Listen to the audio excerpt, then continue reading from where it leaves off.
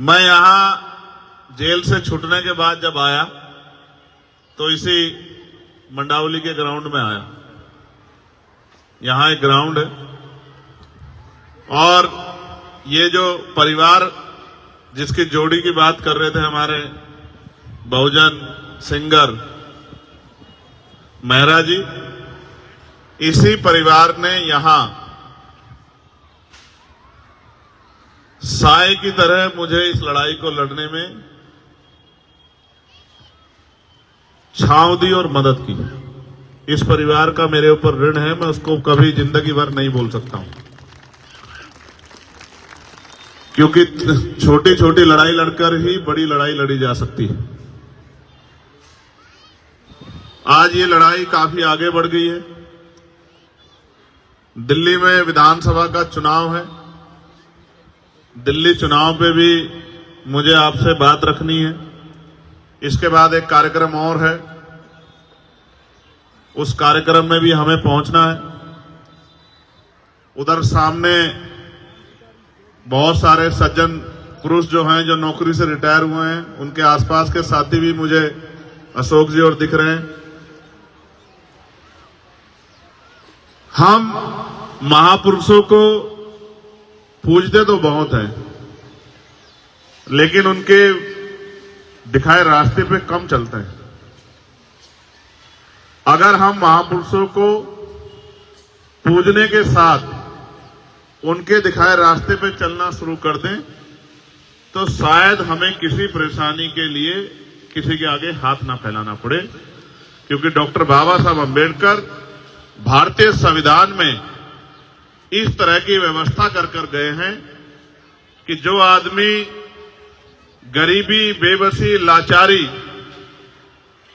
और बहुत बुरी हालात में पैदा हुआ है, वो भी आगे बढ़ के प्रदेश और देश में अपना अपने क्षेत्र का नाम भी रोशन कर सकता है, क्षेत्र की, प्रदेश की, देश की सेवा भी कर सकता है और लोगों की जिंदगी भी बदल सकता है। इसके उदाहरण के लिए आपको कहीं और जाने की जरूरत नहीं है। इसका जीता जागता उदाहरण मैं चंद्रशेखर आजाद आपके सामने हूं। हमने दिल्ली में बहुत सारे आंदोलन किए, लड़ाइयां लड़ी। जितनी हमारी उम्र भी नहीं है उससे ज्यादा, कई गुना ज्यादा आंदोलन देश के स्तर पे हम लोगों ने किए। और आंदोलन सिर्फ जनता की भलाई के लिए, अपने व्यक्तिगत किसी भले के लिए शायद कोई आंदोलन ना किया। ये संघर्ष का एक पहलू है, लेकिन जैसे मैंने कहा कि उदाहरण के तौर पे आप मुझे देख सकते हैं, तो उसका उदाहरण ये है कि 1 साल पहले हम लोग सड़कों पर थे। हर आंदोलन में शामिल होकर लोगों को न्याय दिलाने का काम करते थे। और जब हम आंदोलन करने जाते थे तो कभी पुलिस हमें घर पर अरेस्ट कर देती थी, कभी किसी जगह पर अरेस्ट कर देती, कभी बैरिकेडिंग लगा देती थी। और 1 साल पहले हमने अपनी कोर कमेटी के साथियों के साथ संकल्प किया। ये संकल्प तो मैंने 6 दिसंबर 2020 को भी किया था, लेकिन तब पार्लियामेंट का चुनाव जा चुका था कि इस बार इस संसद के दरवाजे खुलेंगे तो इसमें एक कदम आजाद समाज पार्टी और भीम आर्मी का भी रखा जाएगा। और जब इस बार 24 में दरवाजे खुले तो जो कमिटमेंट हम लोगों ने किया था अपने साथियों से, उस कमिटमेंट को आगे बढ़ाने का काम हमने किया। क्योंकि हम लोग उत्तर प्रदेश में 2 ही सीटों पर चुनाव लड़े थे। एक सीट पर हमने चुनाव में जीत हासिल की और दूसरी सीट पर हमें 80,000 से ज्यादा वोट मिले। मैं ये बात आपको इसलिए कह रहा हूं कि कल तक जिनकी सुनवाई नहीं होती थी, आज भारतीय संविधान में जो संवैधानिक शक्ति हमें दी है, उस शक्ति के आधार पे जो कल तक दूसरों के लिए न्याय मांगता था, आज उसकी कलम में इतनी काम कर सकता है, न्याय दे भी सकता है। ये छलांग बाबा साहब अम्बेडकर के संविधान ने शक्ति के रूप में हमें दी। कल तक हम लोगों से मांग करते थे कि इस क्षेत्र में काम करा दो।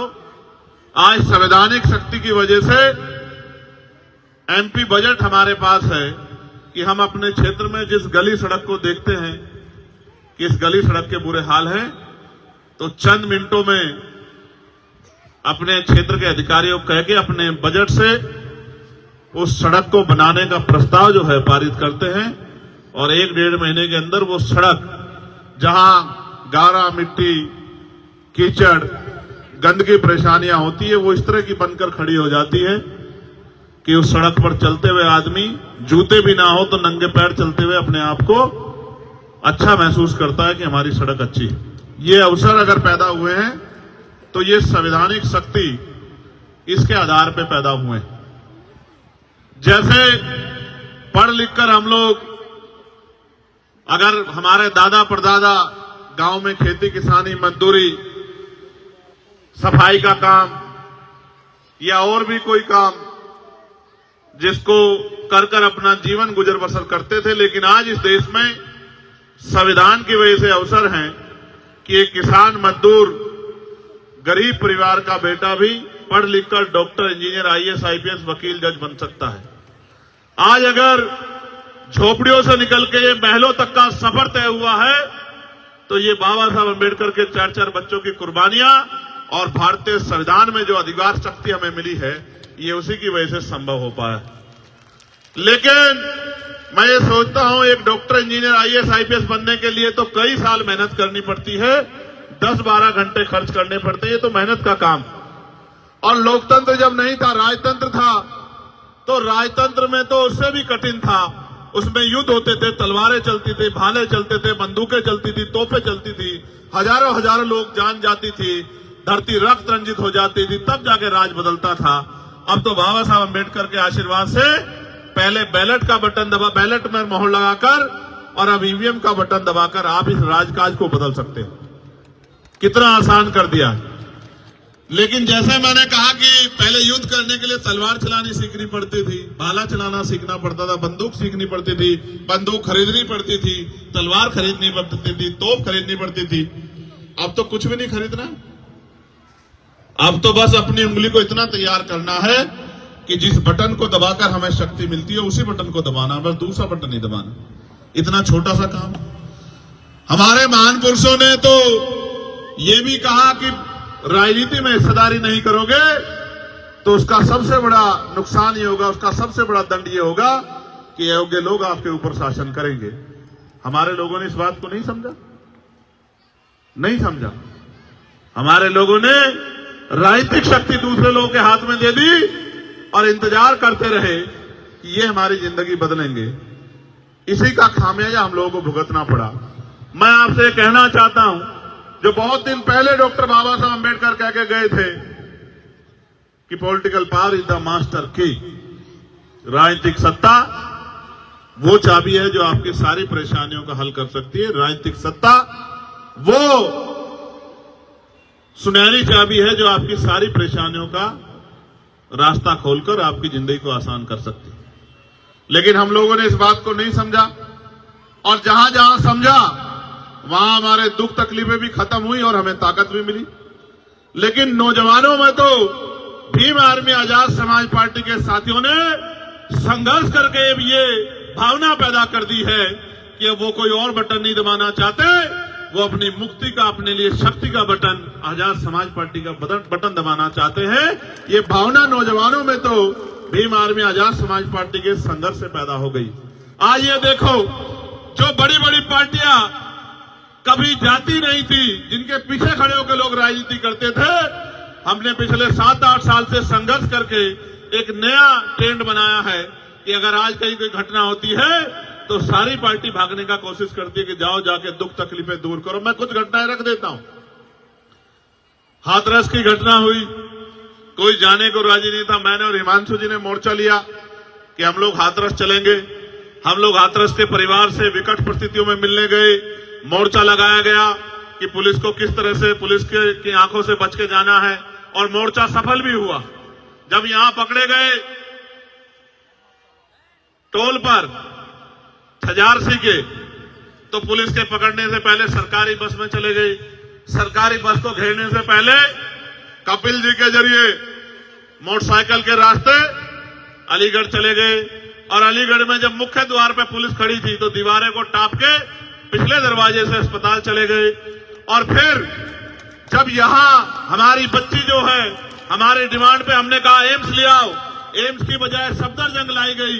तो सफदरजंग में जब उसके साथ अन्याय हुआ, उसकी जान चली गई और हम लोगों ने मोर्चा लिया, तो हमसे वादा करके पुलिस ने वादा खिलाफी की और हम लोगों को गिरफ्तार कर दिया और उस बच्ची का शव जो है जाके जला दिया। आप देखो, उससे पहले कोई जाता था कि हमारी बस्तियों में?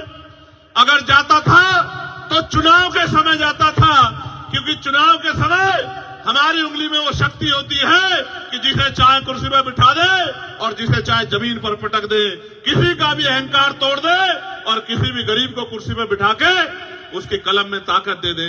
ये शक्ति हमारे पास डॉक्टर अंबेडकर के संविधान से हमें वोट के रूप में मिली है।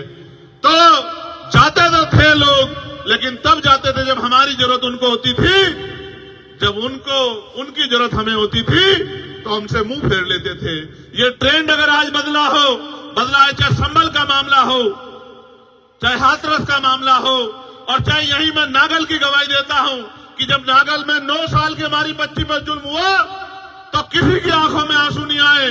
सबसे पहले हमारी टीम ने मोर्चा लिया और जब हमारी टीम ने मोर्चा ले लिया तो यहाँ के मुख्यमंत्री की भी नींद खुली। उन्होंने कहा मैं भी जाऊंगा, और कांग्रेस के एक बड़े नेता ने कहा कि मैं भी जाऊंगा। मैंने कहा था वहां जाके कि अब चंद्रशेखर आजाद आ गया है, अब आप देखना कि हर नेता को लगेगा कि वहां जाना चाहिए।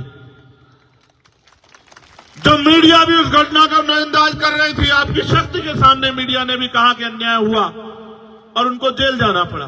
ये बात मैं आपसे इसलिए कह रहा हूं कि मैंने यहां सर्द रातें बिताई हैं, चाहे शाहीन बाग का आंदोलन हो या जामिया के बच्चों पर जब लाठियां पड़ी उनका आंदोलन हो, जिसके सामने हेडक्वार्टर का घेराव करके। और एक बात जो मुझे हमेशा याद रहती है कि जब हम रात को हेडक्वार्टर पे गए थे तो कुछ घंटों के बाद हमने जब वहां से चलने की कोशिश की तो एक भाई ने और एक बिटिया ने मेरा हाथ पकड़ लिया और मुझसे कहा कि भैया आप मत जाना, सब चले जाएं, आप मत जाना। तो सिकंदर साहब, मैंने कहा कि क्यों नहीं जाना? तो बोले आप चले जाओगे तो पुलिस हमें बहुत मारेगी, हम बेटियां हैं, आप हमारा अपमान होगा, आप मत जाओ। और मैंने हिमांशु जी से कहा कि भाई अब क्या करें? तो बोले करना क्या है कि अब यहां रहना है, इनकी रक्षा करनी है, यही तो काम हम लोग करते हैं। तो फिर हमने गाड़ी मंगाई और गाड़ी के ऊपर हम लोग लेट के, ठंड का मौसम था, 0 डिग्री टेम्परेचर जा रहा था, तो रात को 3 साढ़े 3 बजे तक उस पर बैठे रहे। 3 साढ़े 3 बजे तक जो है आंदोलन करते रहे और जब तक वो बच्चे नहीं छूटे और पुलिस ने जामिया को नहीं छोड़ा तब तक लड़ते रहे। और जब सब बच्चों को छोड़ दिया जो पकड़े थे, तब उसके बाद हमने वहां से निकलने का काम किया। इसी दिल्ली में गुरु घर का आंदोलन हुआ, इसी दिल्ली में लाखों लोग आए, 96 लोग अरेस्ट हुए, पुलिस ने लाठियां बजाई और 66 दिन तक जेल काटनी पड़ी। और पहली बार ऐसा हुआ 2 अप्रैल 2018 के बाद कि सुप्रीम कोर्ट को अपना फैसला वापस लेना पड़ा और गुरु घर की उस जमीन को खाली करनी पड़ी, जिस जमीन को उन्होंने कह दिया था कि जमीन आपको नहीं मिलेगी। उस जमीन का भी आंदोलन लड़ा। वो हमारी गुरु घर की जमीन है, हमारे लिए वो शक्ति स्थल से कम नहीं है। हमने यहां जमा मस्जिद का आंदोलन भी लड़ा। सब लोग कहने लगे कि साहब छोड़ दो, पुलिस गिरफ्तार करेगी। तो मैंने कहा गिरफ्तार करेगी तो कहां ले जाएगी? जेल ही तो ले जाएगी, इसके अलावा कहां ले जाएगी?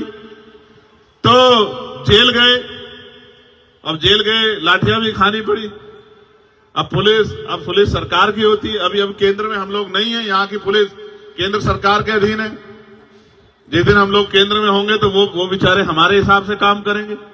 तो बहुत नुकसान उठाना पड़ा, जेलें काटनी पड़ी निर्दोष होते हुए। पुलिस से कोर्ट ने पूछा कि बताओ चंद्रशेखर का अपराध क्या है? वो तो वकील आदमी है। तो उन्होंने कहा साहब इन्होंने भड़काऊ भाषण दिया। कि भड़काऊ भाषण क्या था दिखाओ। अब क्या कहा था? कुछ नहीं, मैंने वहां कहा कि प्रस्तावना संविधान की पढ़ रहे हैं कि ये संवैधानिक देश है और इसमें सभी के बराबर के अधिकार हैं, संविधान की प्रस्तावना ये कहती है। तो उन्होंने कहा साहब भड़काऊ भाषण कहा सुनाओ। तो सुनाने कुछ था नहीं। कहा साहब रिकॉर्ड नहीं कर पाए। बोले ये दिल्ली की पुलिस है, देश की राजधानी की इतनी हाईटेक पुलिस, ये रिकॉर्ड नहीं कर पाई तो कौन रिकॉर्ड कर पाएगा? तो मैं ये बात आपको इसलिए बता रहा हूं कि जब तक हम पे शक्ति नहीं होगी तब तक हमें दूसरे की तरफ आंख उठा के देखना पड़ेगा, इंतजार करना पड़ेगा और हाथ फैलाना पड़ेगा, और वही मिलेगा जो मिलता आया है। और मिलने वाले की बात जान लो कि जब आप किसी की तरफ हाथ फैलाते हो तो वो नहीं देता जो आपको चाहिए, वो देता है जो उसकी जेब में होता है और जिसको वो आपको देना चाहता है। और मेरे शब्दों में तो सुनो, वो झूठन देता है आपको। आपकी इच्छा होती है 1 रुपए की तो वो 5 पैसे देता है, 10 पैसे देता है, आपकी भावनाओं का सम्मान नहीं रखता। लेकिन जब बाबा साहब अम्बेडकर संविधान में हमें वोट का अधिकार देके गए हैं और इस वोट की शक्ति के आधार पे राजा महाराजा बड़े नेता जिन्होंने हमारी बस्तियां नहीं देखी, जिन्होंने हमारी परेशानियां नहीं देखी, हमारे घर नहीं देखे, हमारी तकलीफें नहीं देखी, हमारा भूखा पेट नहीं देखा, हमें गटर में उतरते नहीं देखा, हमें मार खाते नहीं देखा, हमें गटर में मरते नहीं देखा, 7,000, 12,000, 11,000 पे अपने बच्चों को पालते नहीं देखा, जिन्होंने हमें हमारी रोटियों को देखा, जिन्हें आज भी हमसे गैर बराबरी का एहसास होता है, वो भी हमारे बीच में आते हैं, हमारी माओ के पैर छूते हैं, हमारी बहनों का हाथ पकड़ के कहते हैं कि आप मेरी बहन हो, हमारे घरों में आते हैं, हमारे बीच में बैठ के खाना खाते हैं, हमारे गिलास में पानी पीते हैं। कभी कभी गिलास अपना ले आते हैं लेकिन पानी पीते हैं, बर्तन अपने ले आते हैं, खाना अपना ले आते हैं, हमारे बीच में बैठ के खाते हैं। ये साबित करने की कोशिश करते हैं कि हम आपके हितैषी हैं। लेकिन जब आप पे जुल्म होता है, जब आपके अधिकार छीनते हैं, जब आप कहते हो कि ठेका नहीं होना चाहिए, संविदा नहीं होनी चाहिए, पक्की नौकरी होनी चाहिए जो संविधान कहता है, समान काम समान वेतन होना चाहिए, तो तब वो सब लोग घर भाग जाते हैं। मैं घटना और बताता हूं। कोरोना काल में मुख्यमंत्री जी ने घोषणा की कि हर कोरोना वॉरियर को 1 करोड़ रुपए मिलेगा। क्यों भाई, यही थी ना घोषणा। एक हमारा सफाई कर्मचारी भाई जिसका जीवन खत्म हो गया, उसके परिवार के पास हम गए, हमने कहा भाई मोर्चा निकलेगा। अब मोर्चे से बड़ी डरती है सरकार, मोर्चा निकलेगा। घोषणा हुई तो सरकार के लोगों ने बुला लिया, हमने उसको वादा किया कि 1 नौकरी दिलाएंगे और 1 करोड़ रुपया दिलाएंगे जो आपका अधिकार बैठता है। सरकार ने उनको नौकरी दे दी चुपचाप और 10 लाख रुपए दे दिए और उससे कहा कि चुप हो जाओ, घर में जाके बैठ जाओ। हमने इनसे कहा कि मोर्चा निकालेंगे चलो, तो बोले वो तो लड़ ही नहीं रहे। तो मैंने कहा क्यों नहीं लड़ रहे हैं? उन्होंने बताया कि ऐसा ऐसा हो गया। तो मैंने कहा बताओ कि अपना 90 लाख रुपए खो दिया उसने। बोले ये मिल गया, ये भी बहुत है, आपके जाने से ये मिल गया। यही दिल्ली में नए साल पे एक बेटी को घसीटा गया था, आपको याद होगा, 10-11 किलोमीटर बवाना में उसके परिवार के साथ जाके उसके ऊपर हुए जुल्म की लड़ाई हम लोगों ने लड़ने का काम किया। तो हमने कोशिश की आपकी आवाज बनने की। अब आप कोशिश करो हमें ताकत देने की। अगर आपने ये कोशिश कर ली, भाई सेंसर वहां खड़े हैं, मैं जिम्मेदारी से कह रहा हूं, अगर आपने ये कोशिश कर ली और अगर आपने एक मौका बड़े पैमाने पे नहीं छोटे पैमाने पे भी आजाद समाज पार्टी को दे दिया, भीम आर्मी को दे दिया, तो आप याद रखना, जब मैं अपने यहाँ चुनाव लड़ रहा था मुझसे कहते थे क्या करेगा अकेला चंद्रशेखर, तो मैंने कहा था कि डॉक्टर अंबेडकर भी अकेले थे, मान्यवर काशीराम साहब भी अकेले थे और चंद्रशेखर भी अकेला। एक मौका मिलने दे तो बताऊंगा पार्लियामेंट में, अगर इस नीले पटके वाले ने अपनी अलग पहचान ना बनाई तब आप कहना। और आज आप देखो कि पार्लियामेंट जब चलती है, मैं आसिया गया, इटली गया, मैंने एक संकल्प किया था पूरा करने का। हमारे धर्मगुरु हैं संत रामानंद जी महाराज जो शहीद हो गए थे, उनकी उस धरती पे जाके नमन करने का मैंने संकल्प लिया था। मैं वहां गया, वहां की बहनों माओं से मिला, सोच रहा था क्या जानती होंगी मुझे, तो बोलती है कि भाई हम अपने फोन में सनसेट टीवी देखती रहती है कि कब हमारा भाई पार्लियामेंट में हमारे लिए बोलेगा। आप ये बताओ, आप भी सुनते होंगे और बहुत सारे लोग तो ये कहते हैं कि हमने पार्लियामेंट टीवी को इसीलिए यूट्यूब पे सब्सक्राइब किया है कि हमारा भाई वहां बोलता है हम उसको सुनते हैं। आप ये देखो, भोजन माता, आशा, आंगनबाड़ी, सफाई कर्मचारी, ठेके पे कर्मचारी, सरकारी कर्मचारी, दिल्ली सिविल डिफेंस वाले, कोई ऐसा पुलिस के लोग, दिल्ली पुलिस हो चाहे देश की पुलिस हो, उनके मॉडर्नाइजेशन की बात, होमगार्ड की, ग्राम के चौकीदार की, सब लोगों की बात, नौजवानों की बात, रोजगार की बात, महंगाई पे मार की बात जो जनता पे पड़ रही है, सारी आवाज हमने पार्लियामेंट में उठाने का काम किया।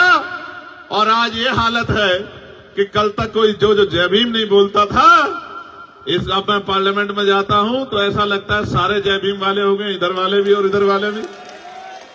एक दिन तो मैं गया, अभी एक विवाद हुआ तो मैं गया तो वहां के कर्मचारी आए मेरे पास, मैं अंदर बैठा कुछ लिख रहा था, बोले आज तो आपकी पार्टी के बहुत सारे सांसद आए हैं। तो मैंने कहा कि यार अभी तो चुनाव भी नहीं हुआ, सांसद कहां से बन गए बहुत सारे? तो बोले बहुत सारे लोग नीला पटका पहन के घूम रहे हैं। तो मैंने कहा नीला पटका पहन के तो बहुत लोग आएंगे, जय भीम का नारा भी बहुत लोग लगाएंगे, लेकिन जब आपको जरूरत होगी और आपकी तरफ आंख उठेगी और आपके अधिकारों पे हमला होगा तो सिर्फ भीम आर्मी और आजाद समाज पार्टी आएगा। वही असली नीले वाला है, वही असली नीले को आगे बढ़ाने वाला है। तो मैं बस आपसे कहना चाहता हूं, अब तक आपने सबको मौका दिया, सबका हाथ पकड़ा, सबको आगे बढ़ाया, सबकी आवाज आप बने, सब पे भरोसा किया। एक मौका आपको हमारे इन काम करने वाले साथियों को भी देना चाहिए। और अगर आपने एक मौका इनको दे दिया, मैं आपको लिख के देता हूं कि ना फिर आपको किसी और झंडे की जरूरत पड़ेगी, ना डंडे की जरूरत पड़ेगी, ना नेता की जरूरत पड़ेगी, क्योंकि नेता मां के पेट से जन्म नहीं लेते, नेता संघर्ष से पैदा होते हैं। और भीम आर्मी ने संघर्ष करके नेता तैयार किए हैं। जिनको कल तक नकारा जाता था, आज उनको बड़े बड़े नेता फोन करके कहते हैं कि हम पे अपना आशीर्वाद बना के रखना। मैं बस आपसे कहना चाहता हूं, अच्छी बात यह है कि मेरे लोकसभा क्षेत्र के भी बहुत सारे लोग जो नगीना छोड़ के आ गए, वो भी मुझे रास्ते में मिले, वो भी यहां रहते हैं। अब उन पे तो मुझे भरोसा है कि वो मेरा साथ छोड़ ही नहीं सकते। मैं यहां से नगीना के साथियों का भी धन्यवाद देता हूं। और मैं आपसे ये भी कहना चाहता हूं बहुत जिम्मेदारी के साथ कि सड़कों की लड़ाई हम लड़ते रहेंगे। इसका उदाहरण यह है कि 1 तारीख को हम भीमा कोरेगांव गए, 2 तारीख को परभनी में जो हिंसा हुई उन हिंसा के परिवारों से मिले, 3 तारीख को बागपत में जो जुल्म हुआ, जिस बच्चे ने पार्लियामेंट के सामने आके सुसाइड कर लिया क्योंकि उसको न्याय नहीं मिल रहा था, वहां की भाजपा सरकार कहती है हम सबके साथ सबके विकास की बात करते हैं, लेकिन जब हमारे लोगों पे जुल्म होता है तो विकास भी गायब हो जाता है और सबका साथ भी खत्म हो जाता है। उनको न्याय नहीं मिलता। 3-3 साल पार्लियामेंट के सामने आके उस बच्चे ने को आग लगा ली और 70% जल गया और अस्पताल में उसने दम तोड़ दिया। आखिरी लाइन उसकी ये थी कि मेरा भाई मुझको न्याय दिलाएगा। तकलीफ होती है, दर्द होता है कि उतनी शक्ति नहीं है, लेकिन मैं आपसे कह रहा हूं, अभी मैं परभनी गया, वहां सोमनाथ सूर्यवंशी की पीट पीट के पुलिस ने हत्या कर दी और उसके गम में हमारे एक नेता वोकाड़े साहब उस दुनिया में नहीं रहे, महिलाओं को पीटा, नौजवानों को पीटा, बहनों को पीटा, घर में घुस के बच्चों को पीटा सरकार के इशारे पे। तो हमने कहा 17 से मोर्चा निकलेगा। आप शक्ति देखो किसे कहते हैं। मैंने कहा 17 से पैदल मोर्चा निकलेगा परभनी से और मुंबई मंत्रालय तक। तो कल चीफ मिनिस्टर के यहां से फोन पहुंच गया कि 6 तारीख को, मैं झूठ नहीं बोलता, आप पता करा लेना, 6 तारीख को दोनों परिवारों को मुख्यमंत्री ने बुलाया है कि मुख्यमंत्री जिनसे मिलना चाहते। इतनी शक्ति का निर्माण आज आपने पूरे भारत में कर लिया है कि आपकी एक आवाज पे सरकारों को सोचना पड़ता है। आप ये सोचो, ये तो तब है जब अभी संवैधानिक शक्ति उस पैमाने पे नहीं है। आप ये सोचो जिस दिन संवैधानिक शक्ति होगी। और उत्तर प्रदेश में तो मैं चैलेंज करके कहता हूं, जिस तरह की मेहनत उत्तर प्रदेश के साथी कर रहे हैं, 27 के चुनाव में हम वहां की सत्ता आपके चरणों में लाके रख देंगे। इस बात का भी मैं आपको विश्वास दिलाता हूं। लेकिन मैं आपसे कहना चाहता हूं कि आपका आशीर्वाद भी हमें मिलना चाहिए। मिलना चाहिए, नहीं मिलना चाहिए? देख लो, मदद करोगे नहीं करोगे? नहीं, दोनों हाथ उठा के बताओ। नहीं, दोनों हाथ से बात नहीं बढ़ेगी। अपनी अपनी जगह पे खड़े होके बताओ, मदद करोगे नहीं करोगे? अच्छा, 1 मिनट बैठ जाओ। आखिरी बात बता देता हूं, ये मेरे कान में इन्होंने कुछ कहा। आप अब देखो, मीडिया के साथी भी यहां खड़े, रिकॉर्ड कर लेना। जितनी योजनाएं सारी सरकारें चला रही हैं, दोबारा कह रहा हूं, फ्री बिजली, फ्री पानी, फ्री ये और भी कुछ टैक्सेस, उनकी सारी योजनाएं और उन योजनाओं पे भी प्लस करके, मैं किसी की योजना ना गिनाता, मैं संवैधानिक शक्ति को समझता हूं। ये जो बजट है ना, जो आपके ऊपर लग रहा है, ये बजट आप ही की जेब से गया टैक्स के रूप में। आपका पैसा आपके ऊपर लगाना कोई बहुत बड़ा काम नहीं। अब तो चुनाव आएगा तो बहुत लोगों की पोल खोलने का काम करेंगे। एमसीडी वाले क्या कर रहे हैं, दिल्ली सरकार वाले क्या कर रहे हैं, बहुत लोगों की बात बताएंगे आपको। लेकिन आप ये सोचो, जितना ये आपको आज कह रहे हैं कि हम देंगे और दे रहे हैं, मैं इससे 4 गुने की गारंटी देता हूं, क्योंकि हमें कोई पैसा घर नहीं लगाना, अपने घर में नहीं लगाना है। आपके लिए आपका पैसा आप ही के ऊपर लगाना है। तो जो ये दे रहे हैं, इसके 4 गुने की गारंटी मैं आपको देता हूं। मैंने मांग की प्राइम मिनिस्टर से कि उच्च शिक्षा में स्कॉलरशिप मिलनी चाहिए। दिल्ली के मुख्यमंत्री ने पढ़ लिया, उनकी रिसर्च टीम ने अगले दिन उन्होंने कहा, मैं बहुत बड़ी घोषणा बाबा साहब अम्बेडकर पे करना चाहता हूं, कल इस समय करूंगा। हमारे साथियों ने कहा कि मुख्यमंत्री जी को घोषणा, हमने कहा हमारा चार्ट उठा लो, 12 घोषणा में से एक घोषणा उसमें से ही होगी। तो कहा बाबा साहब अम्बेडकर शिक्षा को बड़ा महत्व देते थे, तो उस शिक्षा में हम लोग स्कॉलरशिप देने का काम करेंगे। मगर अब देखो कितने तेज है, गौर से सुनो, वो अपना एडमिशन करवा ले तो उनको बाकी सारी मदद हम लोग करेंगे। भाई ये बताओ, 12वीं तक की स्कॉलरशिप देके डॉक्टर बना दोगे क्या, इंजीनियर बना दोगे क्या, वकील बना दोगे क्या, जज बना दोगे क्या, क्या बना दोगे? बेवकूफ तो बना सकते, क्योंकि हाई स्कूल इंटर तो हमारा मरा गिरा आदमी भी रूखी सूखी खाके अपने बच्चों को करा ही देता। अगर करना है इस देश में, जो बाबा साहब अम्बेडकर कहते थे आपको बिजली फ्री दे देंगे, पानी फ्री दे देंगे, रोटी अनाज दे देंगे, लेकिन आपके बच्चों को एजुकेशन नहीं देंगे, क्योंकि एजुकेशन सवाल को जन्म देती है। और जिस दिन आपके बच्चों को शिक्षा का अधिकार मिल गया और मुफ्त शिक्षा मिल गई और गुणवत्तापूर्ण शिक्षा मिल गई, आप याद रखना, आपका रास्ता कोई नहीं रोक सकता। इसका उदाहरण डॉक्टर बाबा साहब अम्बेडकर है कि ये ना चाहते हुए भी बाबा साहब अम्बेडकर संविधान सभा में भी गए और कानून मंत्री भी बने। इसलिए मैं आपको कहना चाहता हूं, मैंने पार्लियामेंट में कहा था कि समान शिक्षा पॉलिसी लागू कर दो। मैं सत्ता पक्ष को भी कह रहा हूं, विपक्ष को भी, अगर आप इतने अच्छे हो तो करो समान पॉलिसी लागू। अगर बाबा साहब समान शिक्षा पॉलिसी लागू, अगर बाबा साहब अम्बेडकर को नेता मानते हो, बाबा साहब अम्बेडकर की बात को मानते हो, समान हेल्थ पॉलिसी लागू करो कि गरीबों का इलाज भी, क्या तो सारे प्राइवेट स्कूल अस्पताल गरीबों के लिए भी खुले मुफ्त में, या सबका इलाज सरकारी अस्पताल में हो, और इलाज बेहतर से बेहतर होना चाहिए कि पैसे की कमी कारण किसी की जान ना जाए।